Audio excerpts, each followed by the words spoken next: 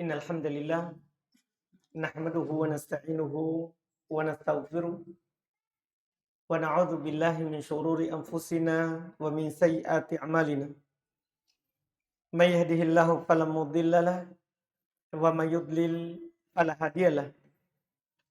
Asyhadu an la ilaha illallah wahdahu la syarikalah wa asyhadu anna Muhammadan abduhu wa rasuluh.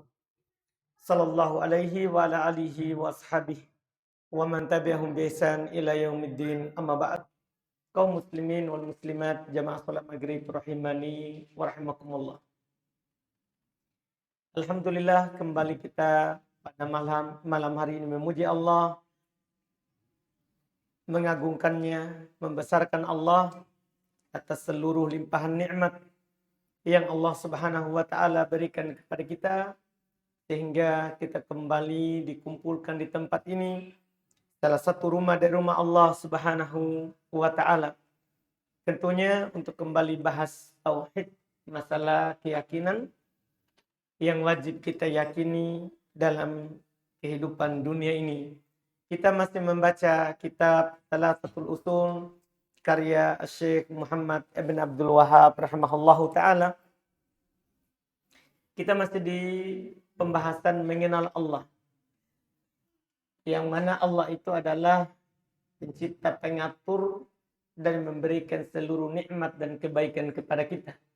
Dialah Rabb kita yang harus kita sembah dengan berbagai macam ibadah yang Allah Subhanahu wa taala syariatkan kepada kita. Yang dijelaskan di Quran, juga dijelaskan oleh Nabi kita Muhammad sallallahu alaihi wasallam. Di pertemuan terakhir kita bahas jenis-jenis ibadah, contoh-contoh ibadah yang Allah Subhanahu wa taala perintahkan untuk kita sembah Allah dengannya, tidak menduakan Allah padanya dengan sesuatu apapun.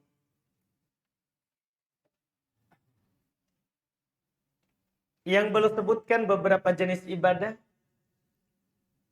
ada doa, ada takut, ada harapan, tawakal, cinta, khusyuk, tobat, minta pertolongan, minta perlindungan, menyembelih, dan nadar. Kita akan menyebutkan dan membaca ucapan penulis karena beliau telah menjanjikan bahwa jika belum menyebutkan sesuatu, maka beliau akan ikutkan dalilnya. Nah, sekarang setelah belum menyebutkan jenis-jenis ibadah, maka belum mendatangkan dalilnya. Apa dalil jika doa itu adalah ibadah? Mulai dari doa, kemudian nanti ibadah berikutnya yang belum sebutkan. Kata beliau rahimahullah, menjelaskan dalil kalau doa itu adalah ibadah. Wa fil hadits ad-du'a mukhul ibadah. Wa dalilu qauluhu ta'ala wa qala rabbukum ud'uni astajib lakum. Innal ladzina yastakbiruna an ibadati sayadkhuluna jahannama dakhili. Dalam hadis kata beliau, Nabi sallallahu alaihi wasallam bersabda, berdoa itu muh itu otak, yaitu inti daripada ibadah. Ini lafaz Imam At-Tirmidzi di dalam kitab Sunan At-Tirmidzi, Jami' Tirmidzi. Beliau sebutkan di Kitabud Da'awat di babu fadlid doa dari hadits Anas. Keutamaan berdoa. Beliau bawakan dari hadits Anas. Dalam riwayat yang lain lebih sahih dan lebih terang daripada ini. Nabi SAW bersabda, ad-du'a huwal ibadah. Doa itulah dibilang ibadah. Jadi Nabi SAW menamakan doa itu ibadah. Artinya kalau kita berdoa kepada Allah, atau kita angkat tangan atau tidak angkat tangan, maka kita telah beribadah. Pertama, kita akan mendapatkan pahala dari yang kita lakukan. Karena setiap orang yang beribadah kepada Allah, itu dijanjikan pahala. Dijanjikan pahala. Itu dipastikan. Yang kedua, khusus berdoa ini diancam bagi orang yang tidak mau melakukannya. Dan dikabulkan, dijamin untuk dikabulkan. Bagi yang mau melakukan. Jadi sudah ibadah, kalau ada yang tidak mau berdoa, diancam dengan neraka. Tapi kalau ada yang berdoa, di samping dia dapat pahala, dijamin juga untuk dikabulkan. Kata beliau, dalilu qauluhu ta'ala. Dalilnya adalah firman Allah Subhanahu wa ta'ala. Wa qala rabbukum ud'uni astajib lakum. Rob kalian berkata, pencipta, pengatur, penguasa kalian, dia berkata, ud'uni. Berdoalah kalian kepadaku. Ini kepada kita semuanya. Perintah. Berdoalah kalian kepadaku. Asal dalam perintah wajib. Makanya berdosa orang kalau tidak berdoa kepada Allah. Karena Allah perintah. Sebagaimana kita wajib sholat. Kenapa kita sholat? Karena Allah perintah. Aqimus sholat. Tegakkan sholat. Doa juga ini perintah. Kita berdosa kalau tidak melakukan. Karena Allah perintahkan, ud'uni, berdoa kepadaku. Terus di situ ud'uni kepadaku. Artinya tidak boleh kepada selain ini. Nanti kita akan jelaskan kalau ada orang berdoa kepada selain Allah apa hukum. Setelah itu, setelah Allah perintahkan, Allah jamin, astajib lakum. Ini namanya jawaban syarat. Saya akan mengabulkan untuk kalian. Yang penting kalian lakukan adalah doa. Tugasnya Allah menjawabnya. Iya. Kita telah berdoa, maka kita pasti akan mendapatkan jawaban. Jangan pernah berkata, saya telah berdoa tapi tidak pernah dikabulkan. Tidak mungkin Allah tidak kabulkan. Cuman kadang kita tidak rasa. Tidak sadar kalau itu sudah dikabulkan. Namanya kita manusia. Apalagi kita mukmin. Kata Nabi, innal mu'min nasa'a. Seorang mukmin itu pelupa. Karena dia minta, sudah dikabulkan tapi dia lupa kalau itu sudah dikabulkan. Mukmin itu pelupa. Mukmin itu pelupa. Iya. Apalagi seorang mukmin itu lupa kalau kebaikan. Kalau keburukan, dia ingat. Ketika Allah Subhanahu wa ta'ala berfirman, innal insana li rabbih lakanud. Sungguh manusia itu terhadap Rabb-nya kanud. Apa artinya kanud? Yaitu tansan ni'am. Yansan ni'am. Wa yadhkur niqam. Kata Hasan al-Basri, dia lupa nikmat. Tapi kalau ujian yang memberatkan, kalau dia ingat, dia selalu sebut, dulu saya ustaz dulu, begitu. Tapi nikmatnya, lupa. Itulah dibilang manusia. Iya. Itu dikatakan manusia. Pelupa. Jadi kadang sebenarnya Allah sudah kabulkan, tapi dia merasa tidak dikabulkan, kan dia lupa kalau sudah dikabulkan. Karena tidak mungkin tidak dikabulkan. Allah yang bilang, berdoa kepadaku, saya akan kabulkan untuk kalian. Ini perintah terus jaminan.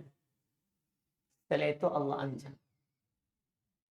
Innal ladzina yastakbiruna an ibadati. Sesungguhnya orang-orang yang menyombongkan diri dari beribadah kepada Allah. Kan awalnya tadi berdoa kepadaku, saya akan kabulkan. Terus Allah katakan, sesungguhnya orang yang menyombongkan diri dari beribadah. Seharusnya sesungguhnya orang yang menyombongkan diri dari berdoa. Seharusnya kan begitu keharusannya. Tapi di sini Allah katakan, sesungguhnya orang yang menyombongkan diri dari beribadah kepadaku. Berarti berdoa itu adalah apa? Ibadah. Itu Allah yang katakan. sayadkhuluna jahannam dakhirin. Dia akan masuk ke dalam neraka jahanam dalam keadaan hina. Na'udzubillah. Ini peringatan untuk kita. Jangan sampai kita lalai dari ibadah yang satu ini. Dan ini mudah. Tidak harus kita sholat baru kita berdoa. Tidak harus, kapan saja. Berdoalah kepada Allah. Berdoa kepada Allah itu ada dua. Disebutkan oleh para ulama. Ada yang disebut dengan du'aul mas'alah. Dan ada yang disebut dengan du'aul ibadah. Doaul mas'alah artinya kita meminta hajat, kebutuhan kita. Itu namanya kita berdoa. Kita meminta kepada Allah, ya Allah beri saya rezeki, ya Razzaq. Ya Allah beri saya ilmu, ya Alim. Ya Allah beri saya pengampunanmu, wahai Ghafur. Itu namanya doa al-mas'alah. Kita meminta hajat kita kepada Allah. Itu masuk dalam kategori doa mas'alah, berarti kita telah beribadah kepada Allah. Yang kedua ada namanya doaul ibadah. Yaitu kita beribadah kepada Allah mengharapkan pahala kepadanya. Itu juga namanya berdoa. Kita sholat, kita mau pahala dari sholat. Berdoa juga itu namanya. Iya. Kita berwudu, mengharap pahala kepada Allah. Itu juga namanya berdoa. Kita berpuasa, mengharap pahala dari Allah. Itu namanya juga berdoa. Jadi doa itu ada dua. Ada doa masalah, meminta kebutuhan kita. Ada doa ibadah. Kita beribadah kepada Allah, mengharapkan pahala kepada Allah. Maka itu juga berdoa kepada Allah. Yang kedua, berdoa dengan mengharap pahala kepada Allah. Ini siapa yang melakukannya kepada selain Allah, maka dia telah melakukan yang namanya syirik. Karena tidak ada tempat kita mengharapkan pahala selain Allah. Itu hanya haknya Allah Subhanahu wa ta'ala. Tidak ada orang di dunia ini yang memiliki hak yang ada di tangannya surga atau neraka. Tidak ada. Kalau ada yang mengaku seperti itu berarti dia mengaku dirinya Tuhan. Seperti Dajjal. Laknatullah. Dajjal. Dia kan mengaku dirinya Tuhan. Iya. Yang akan keluar nanti di akhir zaman. Ujian untuk orang-orang ya yang masuk ke surganya akan masuk ke neraka Allah. Yang masuk ke nerakanya maka akan masuk ke surga Allah. Itu Dajjal. Ya, dia di antara ujiannya bisa mematikan dan bisa menghidupkan. Ujiannya. Dia bisa menyembuhkan orang sakit. Ujiannya. Iya. Dan dia bisa menghidupkan bahkan orang mati sebagai ujian. Dia membelah. Di antara ujian disebut oleh Nabi. Ada orang dia belah kemudian dihidupkan kembali. Itu ujian. Bagi orang nanti di akhir zaman. Tapi apakah dia Tuhan? Tidak. Dia mengaku. Semua orang beriman akan tahu kalau dia bukan Tuhan. Karena orang beriman akan melihat. Tertulis di jidatnya itu kafir. Itu capnya. Tapi yang bisa melihatnya hanya orang beriman. Dia hanya punya mata sebelah. Dia tidak punya dua mata. Inna Dajjal a'war. Kata Nabi, Dajjal itu hanya memiliki satu mata. Hanya memiliki satu mata. Dia ada. Dilihat oleh salah seorang sahabat. Cuman itu alam goib. Allah tidak nampakkan kepada kita di mana. Dan kapan dia keluar.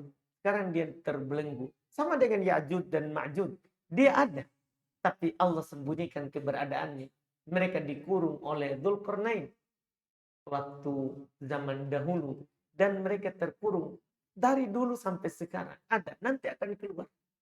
Mereka selalu berusaha keluar. Dari tembok yang dibuat oleh Dzulqarnain. Dari timah yang dilelehkan. Yang tiangnya adalah besi. Mereka tidak mampu untuk menaikinya. Dan mereka juga tidak mampu untuk melubanginya. Tapi nanti Allah akan menjadikannya daka meledak. Akan hancur. Sehingga mereka akan keluar. Itu di akhir zaman semuanya. Kita tidak tahu di mana. Kita tidak tahu di mana posisinya, tempatnya. Kita tahu. Bagaimanapun kemajuan zaman, maka tidak bisa kita dapatkan. Tidak bisa kita dapatkan. Ini Sebagaimanapun dia mengaku dirinya Tuhan, tidak boleh kita berdoa. Tidak boleh kita menyerahkan ibadah kita kepadanya. Sujud, ruku, itu doa ibadah. Tidak boleh kita serahkan. Apakah kepada orang hidup atau kepada orang yang mati. Apalagi. Itu jenis yang pertama. Siapa yang melakukannya maka syirik. Maka dia syirik. Dia telah menyembah selain Allah. Dia telah menyembah selain Allah. Na'udzubillah. Menggugurkan seluruh penghambaannya. Dan dia telah murtad. Keluar dari Islam. Karena berdoa kepada selain Allah. Doa masalah. Itu adalah membatalkan keislaman. Adapun doa jenis yang pertama. Doaul masalah. Maka ini dirinci. Kalau dia meminta kepada yang hidup, kepada orang hidup dan mampu, maka ini boleh, tidak ada masalah. Seperti dicontohkan, ya fulan at'imni, wahai si fulan, tolong beri saya makan. Orang itu hidup, mampu dia beri makan, boleh. Itu doa masalah juga, itu boleh, mubah. Ya wahai si fulan, beri saya pakaian, dia hidup. Dia mampu. Boleh. Pada perkara yang makhluk mampu untuk melakukannya. Ini doa masalah boleh kepada selain Allah. Mubah. Yang kedua. Tidak ada yang mampu mengabulkan, memberikan hal itu kecuali Allah.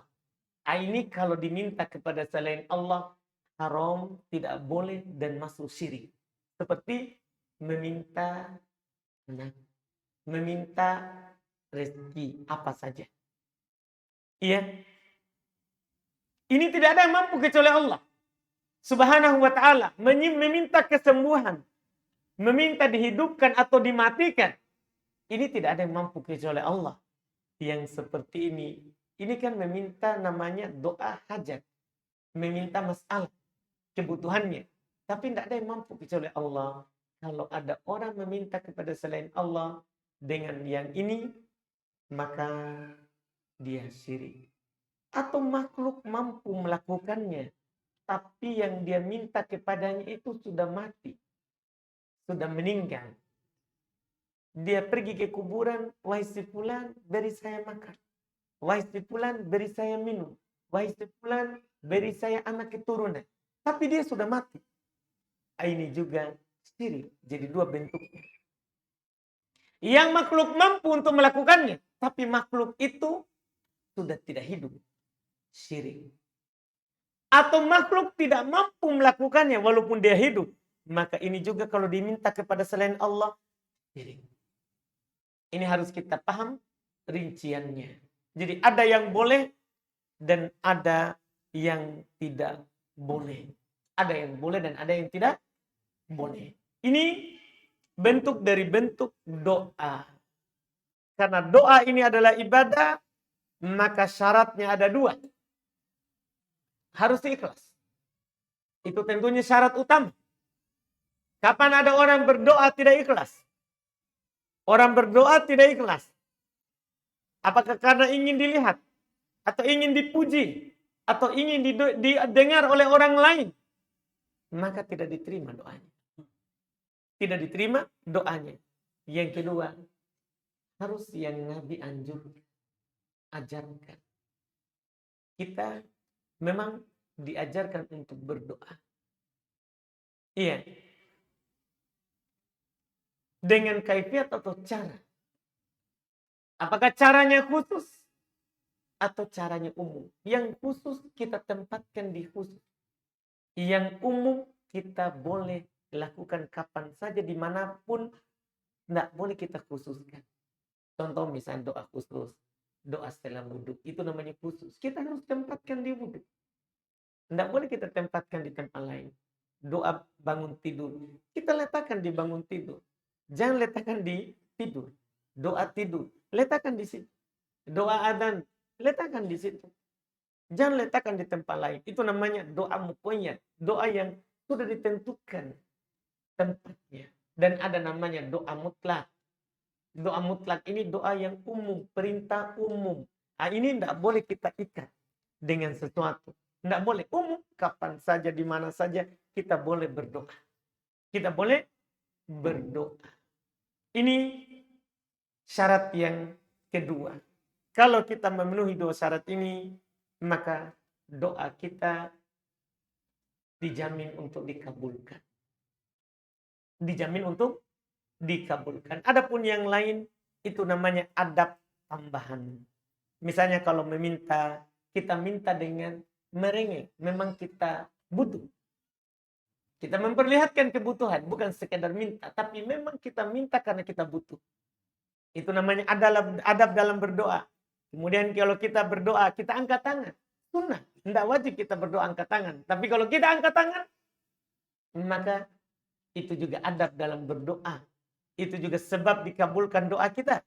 Karena Nabi SAW bersabda, Inna Allah yastahi ayyarudda yada man yarfa'u ilaihi sipro. Sesungguhnya Allah malu untuk mengembalikan tangan orang yang mengangkat berdoa kepadanya dalam keadaan kosong. Dalam keadaan kosong. Jadi adab dalam berdoa adalah kita angkat tangan. Kita meminta kepada Allah. Kita berdoa. Meminta kepadanya. Angkat tangan. Itu namanya adab dalam berdoa.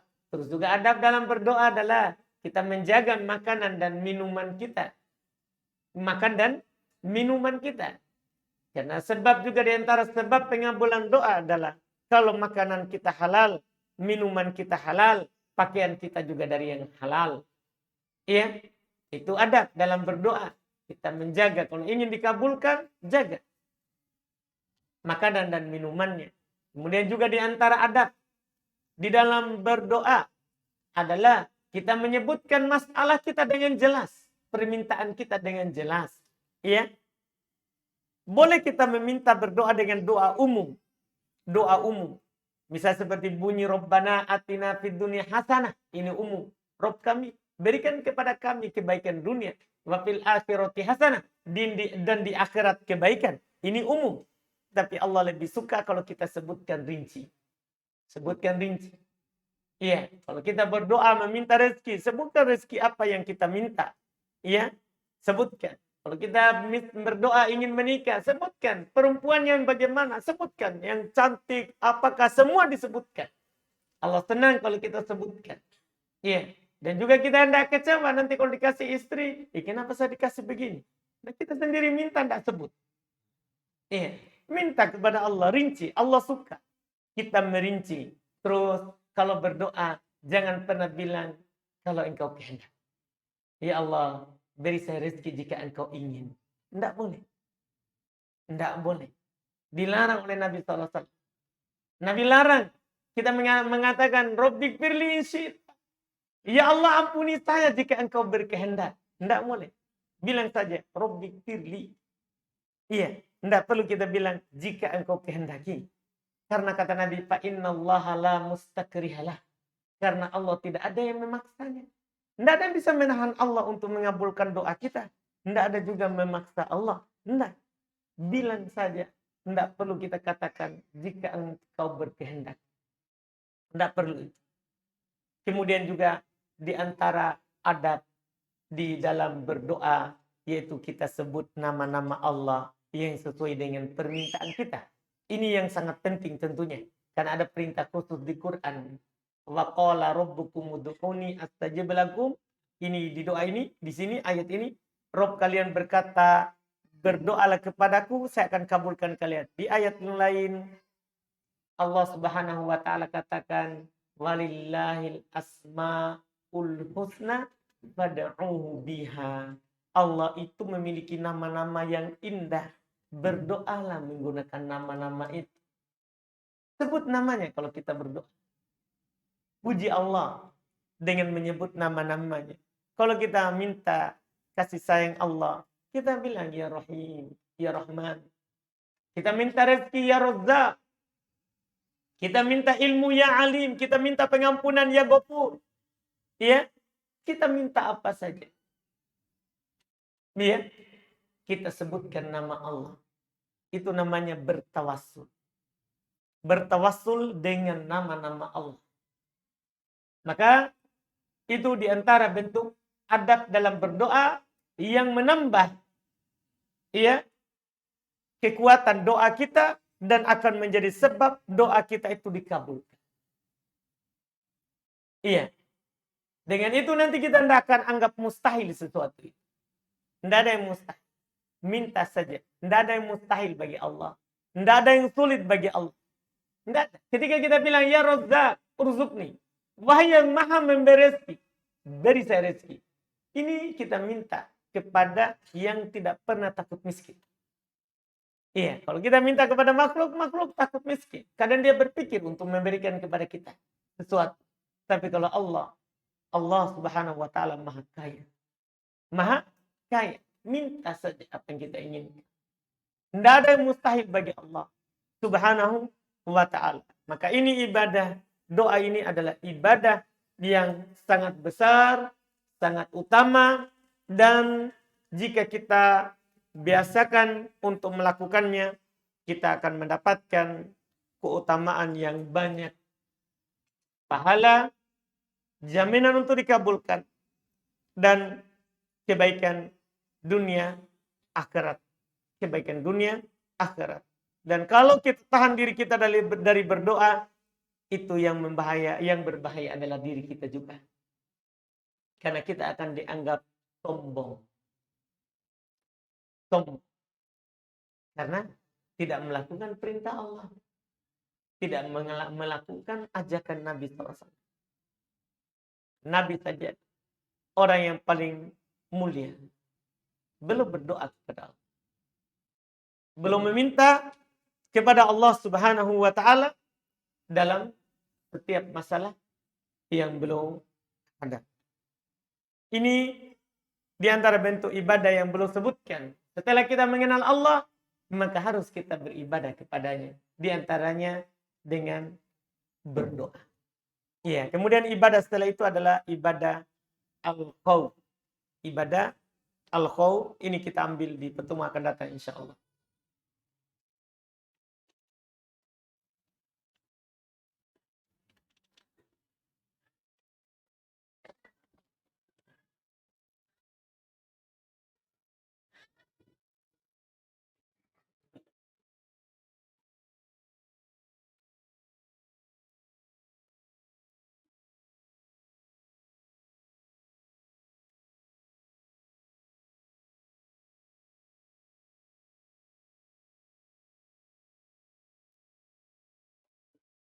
Apakah kalimat istirja dapat diucapkan bila kena musibah, cobaan, dan ujian? Iya, istirja maksudnya inna lillahi wa inna ilaihi roji'un. Jadi ucapan inna lillahi wa inna ilaihi roji'un itu bukan ketika meninggal saja. Tapi semua musibah yang kita dapatkan. Kurang harta, kurang jiwa, kurang buah-buahan atau rasa takut, ada menimpa rasa lapar, kita bilang inna lillahi wa inna ilaihi roji'un. Karena dalam ayat umum, walanabluwannakum bisyai'in minal khawfi wal ju'i wa naqasim minal amwali wal anfusi was samarati wa basyiri as-sabirin. Ini disebutkan di ayat. Sungguh kami akan menguji kalian dengan sedikit dari rasa takut, rasa lapar. Ini kan rasa takut, itu ujian. Rasa lapar, itu ujian. Ya, kekurangan dari harta, kekurangan dari jiwa, meninggal orang yang kita cintai, ya, atau dari diri kita ada yang kurang. Kemudian kekurangan dari buah-buahan, Allah katakan wabasyiris sabirin. Beri kabar gembira kepada orang-orang yang bersabar. Siapa mereka? Alladzina idza asabathum musibatun qalu inna lillahi wa inna ilaihi raji'un. Kapan kalimat ini didatangkan? Tadi setelah semua tadi yang tertimpa. Ada rasa lapar, inna lillahi wa inna ilaihi raji'un. Rasa takut, inna lillahi wa inna ilaihi raji'un. Ada kekurangan harta, ada yang menimpa kita, kurang harta kita. Kita bangkrut misalnya, atau hilang harta yang kita punya. Maka inna lillahi wa inna ilaihi roji'un. Kita ucapkan seperti itu. Kita ucapkan seperti itu. Demikian pula kurang dari al-anfus. Kurang dari jiwa. Iya. Hilang dari jiwa kita. Dari orang yang kita cintai misalnya. Dari anak, istri, orang tua. Innalillah. Jadi umum. Kekurangan kita meninggal baru bilang innalillahi wa inna ilaihi roji'un. Itu tentunya kebiasaan bagus tapi terlalu sempit. Sakit. Innalillah. Karena sebagian orang kalau ucap begitu, mendoakan kan meninggal ini. Bukan. Memang begitu syariatnya. Kalau ada yang sakit, kita bilang innalillahi wa inna ilaihi roji'un. Itu umum di ayat. Surah Al-Baqarah. Ayat 155, 56.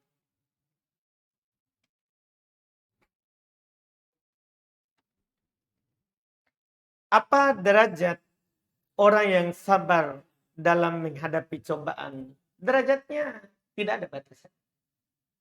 Tidak ada batasannya. Iya, karena kesabaran ini ibadah besar. Allah perintahkan kita. Ya ayyuhalladzina amanu sabiru wasabiru. Wahai orang-orang beriman, sabarkan diri kalian. Wasabiru. Dan sabarlah terhadap orang lain. Iya, yang akan menjadi sesuatu ujian untuk kalian. Setelah itu juga Allah katakan innama yuwaffas sabiruna ajrahum bighairi hisab. Allah akan memberikan orang-orang yang sabar itu pahala mereka tanpa batas. Jadi pahala orang yang bersabar tidak ada batasan. Juga Nabi sallallahu alaihi wasallam bersabda, "Wa man yatasabbar yusabbirhullah." Wa ma utiya ahadun khairan wa auta' minas sabr. Siapa yang berusaha untuk bersabar, maka Allah akan menyabarkannya.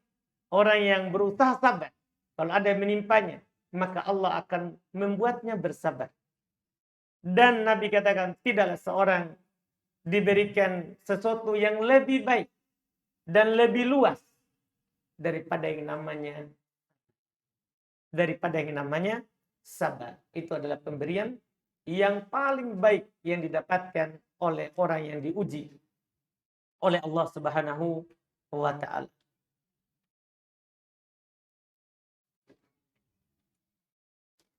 Bagaimana cara memandikan jenazah di usia 5 bulan? Seperti mandi biasa.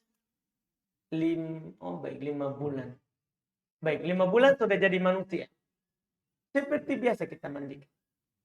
Seperti orang biasa kita mandikan. Karena kalau sudah 5 bulan, kita tetap mandikan, kafani, dan kubur di kuburan kaum muslimin. Itu kalau 5 bulan. Beda kalau di bawah 5 bulan, yaitu 4 bulan ke bawah. Itu belum masuk manusia. Ya, belum masuk manusia. Karena di bawah 4 bulan, 3 kali 40 hari, itu belum ditiup ruh. Belum ditiup ruh. Iya. Itu di bawah 4 bulan. Yaitu karena manusia itu akan ditiup ruh 3 kali 40 hari. 3 kali 40 hari. Dalam hadits Abdullah bin Mas'ud. 3 kali 40 hari. Artinya berapa bulan?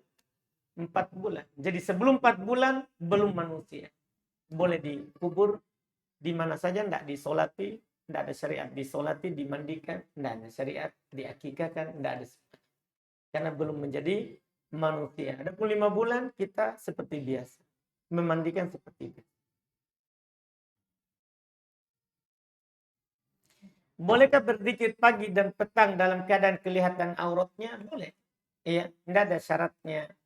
Iya, orang berzikir pagi dan petang harus ya seperti itu. Cuman ya lebih bagus kalau kita tentunya ya dalam keadaan sempurna, tidak kelihatan aurat.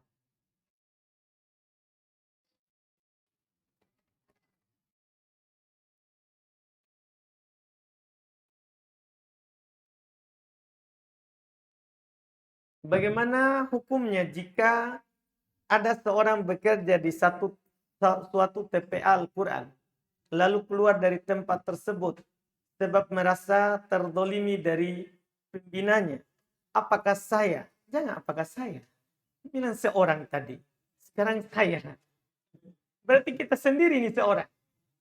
Seharusnya apakah seorang tersebut tidak amanah? Ini dibilang apakah saya tidak amanah jika keluar meskipun sudah tanda tangan kontrak? Iya, kita tidak amanah. Kita selesaikan dulu kontraknya. Kalau kita didolimi, orang itu yang salah. Orang itu yang berdosa. Adapun kita cuma ambil haknya, tunaikan haknya kita, maka kita dapat pahala. Iya, tidak boleh kita langsung seperti itu. Karena kalau sudah ada kontrak, berarti kita ada perjanjian. Iya, kecuali orang itu yang membatalkan perjanjian. Kita punya syarat dalam perjanjian. Kalau ada syaratnya, maka ketika orang itu tidak memenuhi syarat yang kita sebutkan, maka kita boleh langsung membatalkannya. Kita boleh langsung membatalkannya. Itu semua akad. Akad jual beli, akad apa saja. Bahkan akad pernikahan juga. Semua. Yang penting syaratnya itu adalah syarat yang halal. Kalau tidak memenuhi, maka boleh kita batalkan langsung. Iya. Misalnya di antara yang disebutkan adalah ada seorang perempuan dilamar oleh seorang laki-laki. Ya, dia laki-laki ini suka perempuannya itu. Si perempuan itu bilang, saya akan terima, tapi syaratnya saya tidak boleh diduakan. Iya, ini syarat masalah. Ya, tapi perempuan syaratkan seperti itu. Dia persyaratkan. Si laki-lakinya bilang, siap. Akhirnya mereka akan. Setelah beberapa saat, akhirnya dia minta poligami. Ini laki-lakinya. Boleh, itu langsung. Istrinya langsung boleh minta cerai. Karena tidak memenuhi syarat yang diletakkan sebelum akad. Sebelum akad. Demikian pula syarat dalam jual beli yang lain. Semuanya boleh begitu. Jadi kalau ada syarat begitu boleh. Kita langsung membatalkan perjanjiannya. Boleh. Karena tidak memenuhi syarat. Wallahualam. Bagaimana cara menghadirkan sifat tawadu? Lihat ke bawah. Lihat ke bawah. Jangan lihat ke atas. Iya, lihat orang yang di bawah kita. Itu akan menghadirkan insya Allah merendah diri. Kita tidak sombong. Kita tidak sombong. Itu yang dianjurkan oleh Nabi SAW.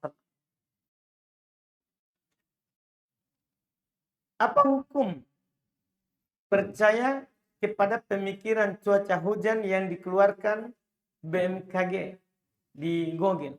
Apakah hal tersebut termasuk syirik? Tidak. Itu hanya sekedar penelitian berdasarkan pengalaman mereka. Kalau seperti ini, ada begini. Itu ya penelitian biasa saja. Iya, bukan karena yang percaya kalau dia menurunkan hujan. Bukan. Dia hanyalah meneliti hasil penelitiannya. Iya.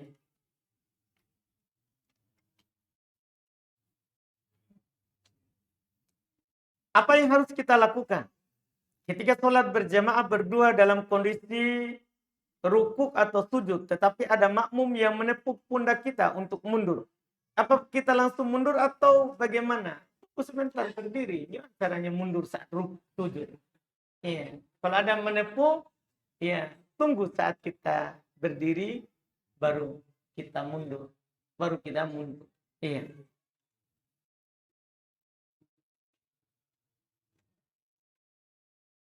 Apakah berdoa sambil menangis adalah bentuk adab kepada Allah? Kalau itu dibuat, enggak.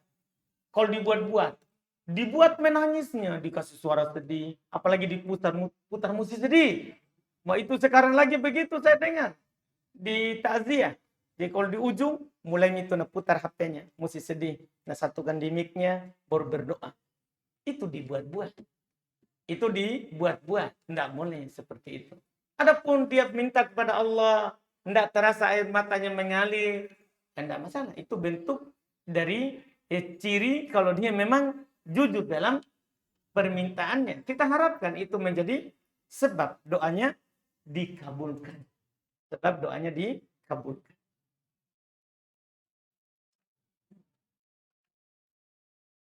Apakah saya harus membaca basmalah jika saya memulai membaca Al-Quran? Misalnya hari ini, Saya membaca surah Al-Baqarah tapi tidak selesai. Dan besok saya lanjutkan di ayat berikutnya. Basmalah itu diturunkan pemisah setiap surat. Iya, pemisah di setiap surat. Jadi kalau kita di tengah surat, tidak ada syariat. Tidak ada syariat untuk membaca basmalah. Syariatnya adalah membaca ta'awud. Membaca a'udzu billahi minasyaitonir rajim. Kalau itu bebas. Karena ajakan anjuran untuk membaca ta'awud, a'udzu billahi minasyaitonir rajim adalah kalau kita baca Quran. Fa idza qara'tal Qur'an fasta'id billahi minasyaitonir rajim. Kalau kamu baca Quran beristi'adzahlah. Berta'awudlah. Bacalah a'udzu billahi minasyaitonir rajim. Kalau kamu baca Quran di tengah, di awal, pokoknya kalau kamu baca Quran ta'awud. Adapun basmalah itu diturunkan pemisah setiap surah di Quran. Kata Ibnu Abbas, ma arafna fasl kulla surin fil Quran illa ba'da an nazala bismillahirrahmanirrahim. Kami tidak tahu pemisah setiap surat di Quran kecuali setelah turun ayat tentang bismillahirrahmanirrahim. Jadi bismillah ini pemisah setiap surat. Kalau kita baca di tengah berarti kita basmalah ini awal, berarti surat lain. Enggak. Makanya di surat Baroah, surat Taubah, itu satu-satunya surat di Quran yang tidak ada bismillahnya. Dari 114 surat di Quran, hanya satu tidak ada basmalahnya, yaitu surat Taubah. Kenapa? Karena dia sambungan. Dianggap sambungan dari surat Al-Anfal sebelumnya. Masih menceritakan tentang perang. Makanya tidak ada basmalahnya. Tidak ada basmalahnya. Jadi itu pemisah setiap surat. Pemisah setiap surat. Jadi kita bacanya saat awal surat. Di awal surat.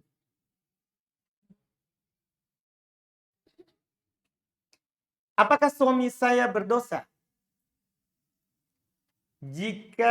Jikalau saya sudah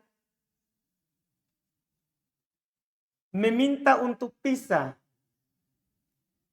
namun meminta untuk pisah rumah. Oh, saya kira pisah ranjang. Pisah rumah dari mertua, tapi suami tidak mau, alasannya tidak ada menemani mertua saya. Sedangkan saya memiliki ipar. Ya, berarti ada. Iya. Dan saya agak lelah Ustadz mencuci, memasak. Harus berpakaian lengkap karena sekarang lagi keadaan mengandung. Iya. Haknya suami, haknya istri untuk dikasih tempat tinggal pisah dari mertuanya. Iya. Kalau alasan tadi tidak ada yang menemani, itu ada ipar. Itu ada ipar.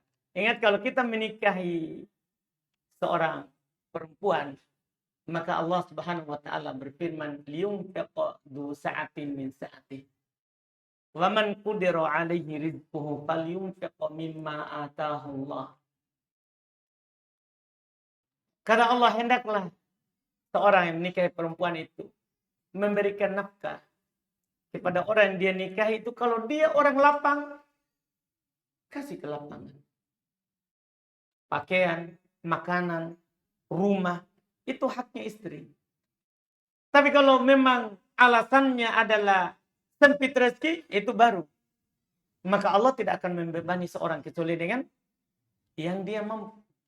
Yang dia mampu. Jadi haknya istri untuk dipisahkan rumah dari mertua. Itu juga mengurangi masalah yang akan terjadi antara istri dengan mertua. Karena perempuan, ya, jangan mertua sama mantu. Anak sama orang tuanya saja itu masalah. Kadang ada masalah. Apalagi orang lain. Beda karakter. Beda pilihan warna. Ya. Orang tua maunya warna putih misalnya. Istri mau pink. Itu masalah. Bisa menjadi hal pertengkaran. Setan akan memperbesar-besar hal tersebut. Makanya dalam syariat kita diatur seperti itu. Istri diberikan nafkah pisah, diberikan pakaian pisah, diberikan tempat tinggal yang pisah. Sesuai kemampuan.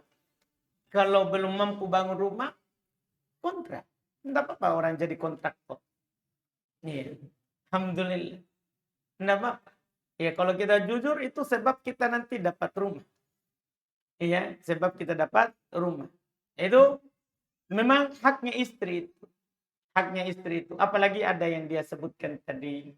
Iya, sulit untuk menjaga pakaiannya. Karena ipar bukan mahram. Ipar laki-laki itu bukan mahram bagi istri kita. Itu masalah. Itu adalah masalah. Belum lagi nanti kita kadang keluar rumah, ipar ada di rumah. Itu bermasalah. Adik kita ada di rumah, sehingga istri kasihan di dalam. Kasihan di dalam. Kata Nabi, alhamul maut. Ipar itu kematian. Arti ipar itu membahayakan. Ipar itu membahayakan. Iya. Kita tidak tahu apa yang akan dibisikkan oleh syaitan. Ketika istri tadi di rumah, mau memasak, mau mencuci, ipar ini ada. Adik kita ini ada. Kita jangan bilang, adekku ji. Enggak. Setan bukan adik. Itu masalah ini. Itu masalah. Setan musuh, bukan adik. Bukan adik. Itu harus dipahami. Ya kalau memang ada seperti itu, kita bisa dan kita tetap bisa berbuat baik pada ibu kita. Kita bisa datang kepadanya. Kita bisa membantunya. Bisa dilakukan. Dilihat, diperhatikan keluhan istrinya.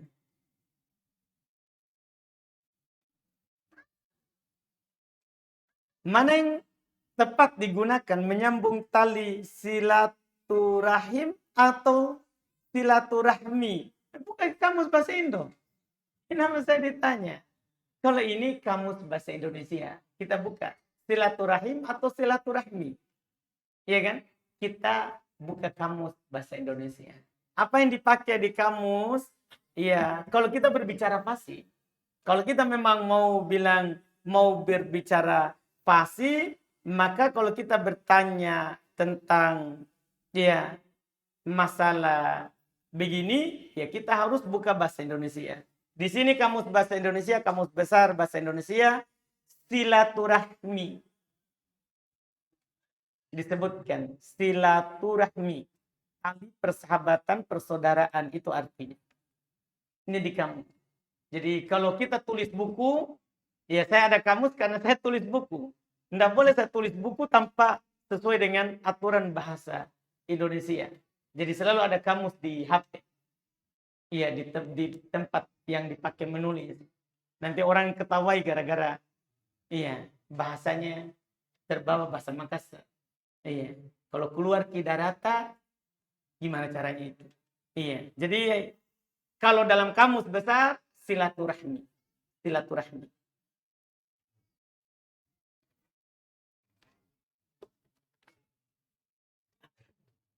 Saya punya teman yang sudah bersuami. Qadarullah, suami teman saya ditugaskan keluar kota. Setelah beberapa bulan, teman saya ini bertemu dengan mantannya di sosmed. Bahaya. Dan akhirnya mereka sering chat, bahkan bertemu dan sering dibiayai oleh mantannya. Karena mantannya tersebut seorang pelaut. Masalah. Yang punya istri juga. Pertanyaannya, apakah saya berdosa bila berteman dengan orang seperti ini? Haruskah saya menjauhi teman tersebut? Ya kita tidak berdosa berteman dengan orang seperti itu. Tidak harus kita jauhi, kecuali itu membahayakan juga kita. Kita juga diajak berteman dengan temannya, mantannya. Nah, itu berdosa atau kita dukung. Adapun kita hanya berteman, persahabatan, dan kita bisa menasihati, dia juga bisa kadang malu karena dia berteman dengan kita. Saat yang tepat kita juga nasihati, alhamdulillah bagus. Seorang yang bergaul dengan orang lain lebih utama daripada yang tidak bergaul. Apakah berdoa sebelum salam dilafadzkan atau diucapkan atau dalam hati jika doanya dalam bahasa Indonesia? Nah, doa di dalam sholat semuanya harus dilafadzkan. Demikian pula di luar sholat. Tidak dianggap itu kalau kita berdoa di hati. Iya, karena doa itu ibadahnya lisan. Doa itu ibadahnya ini mulut. Kita harus ucapkan. Kita harus ucapkan. Adapun dalam hati itu baru kita berniat untuk meminta, belum meminta. teman kami sudah tidak pernah ke majelis taklim setelah memiliki anak. Ingin dinasihati, khawatir ia tersinggung. Bagaimana menghadapi temanku ini Ustaz? Doakan saja. Kalau memang kita tahu dia akan tersinggung, seharusnya orang muslim, muslimah tidak tersinggung kalau dinasihati. Tidak boleh. Karena man nasahak faqad ahabba. Siapa yang menasihatimu maka dia cinta kepadamu. Cinta kebaikan untuk dirimu. Jangan selalu berburuk sangka. Iya. Siapa menasihatimu maka dia cinta kepadamu. Tapi wa man dahanak faqad ghasyak. Siapa yang membiarkanmu, dia tahu kalau kamu salah. Kamu lagi dalam keadaan yang tidak bagus. Tapi dia biarkan, dia diamkan. Oh, dia menipumu. Itu dia menipumu. Jadi seorang yang beriman, laki-laki, perempuan, kalau ada yang menasihati, jazakallahu khairan. Itu kebaikan yang diberikan kepada kita. Kita senang. Masih ada yang mengingatkan. Masih ada yang mengingatkan. Itu seharusnya. Tapi kalau kita melihat teman kita itu akan tersinggung, jangan, tahan saja dulu nasihatnya. Tidak perlu distatuskan, jangan. Itu memperkeruh.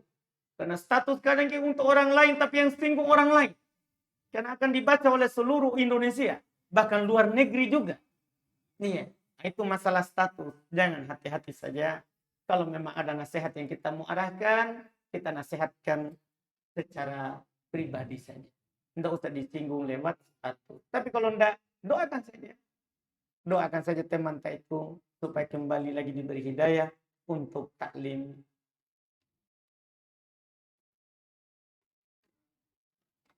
Apa hukumnya sholat memakai pantiliner? Apa itu?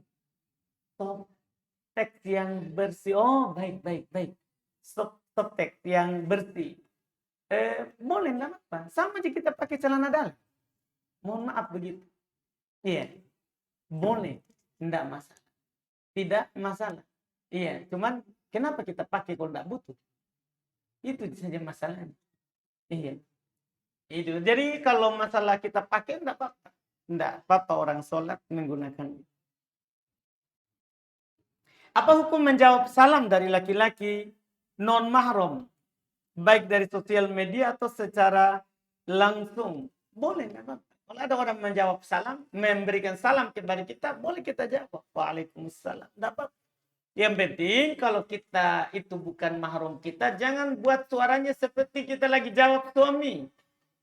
Orang-orang kasih salam kita jawab seperti kita jawab suami kita. Lemah lembut berdayu-dayu. Terfitnah itu orang nanti. Masya Allah suaranya itu ukti. Itu masalah. Iya. Masalah. Akan membuat hati orang yang ada penyakitnya nanti muncul rasa syahwatnya. Iya. Jadi dilihat saja, jawab seperti biasa. Iya, jawab seperti biasa. Karena jawab salam itu hak muslim. Baik laki-laki ataupun perempuan.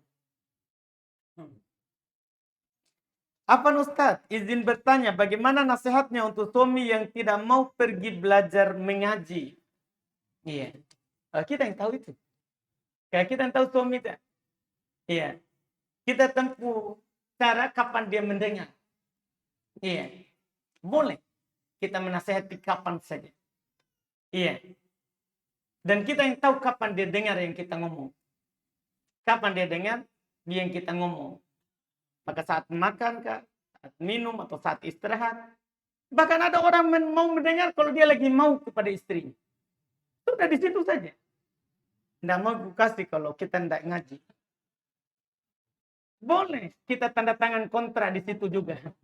Tidak apa-apa. Itu kita yang tahu itu. Kita sebagai istri, kita tahu kelemahan suami kita. Karena kita yang tahu dia dari A sampai Z. Kita yang tahu, bukan saya. Bukan saya. Tentunya lemah lembut. Kalau kita ini diatur dalam agama adalah kita lemah lembut saja dalam menasihati. Adapun bagaimana caranya, kapan dikasih tahu, itu urusannya kita. Kita yang dekat kepadanya. Beda kalau masalah terkait dengan agama yang mau kita sampaikan. Ada masalah suami istri, sahabat, orang tua, anak, anak orang tua. Itu kita yang tahu fikih cara menyampaikannya. Wah, banyak sekali waktunya ini ternyata. Terakhir. Tidak terasa. Apa ini? Apa hukumnya? Bagaimana hukumnya seorang istri mendoakan suaminya supaya mati? Aduh.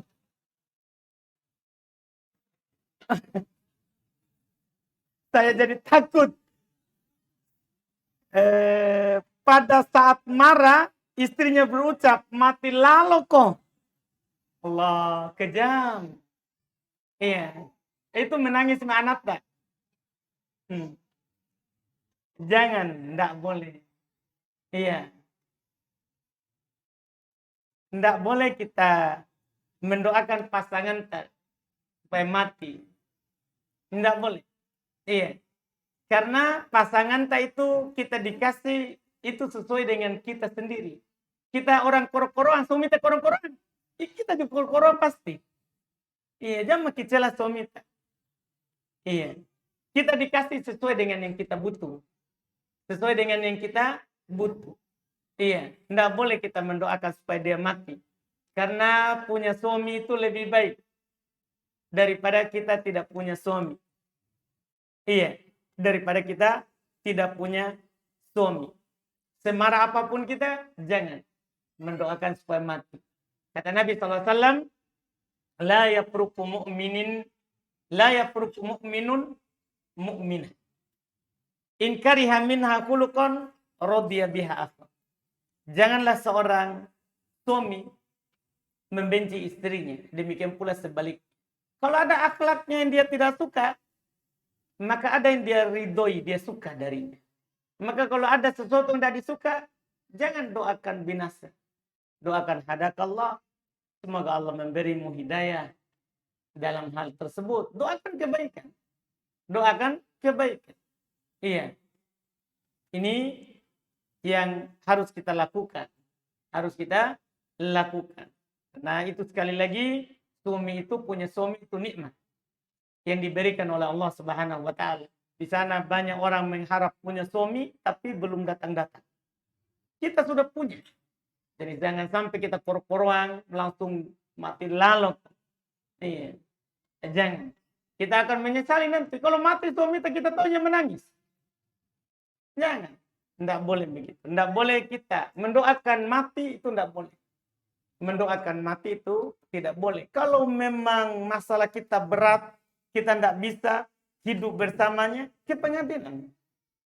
Ke pengadilan saja, ke KUA. Di sana sudah ada masalahnya. Nanti suami kita akan dipanggil oleh KUA. Ditanyakan apa masalahnya. Iya, sebetulnya suami kita bisa berubah. Bisa berubah. Begitu. Dan doakan kebaikan untuknya. Wallahualam, kita cukupkan. Alhamdulillah. Subhanakallahumma wa bihamdik, asyhadu an la ilaha illa anta astaghfiruka wa atubu ilaik. Assalamualaikum warahmatullahi wabarakatuh.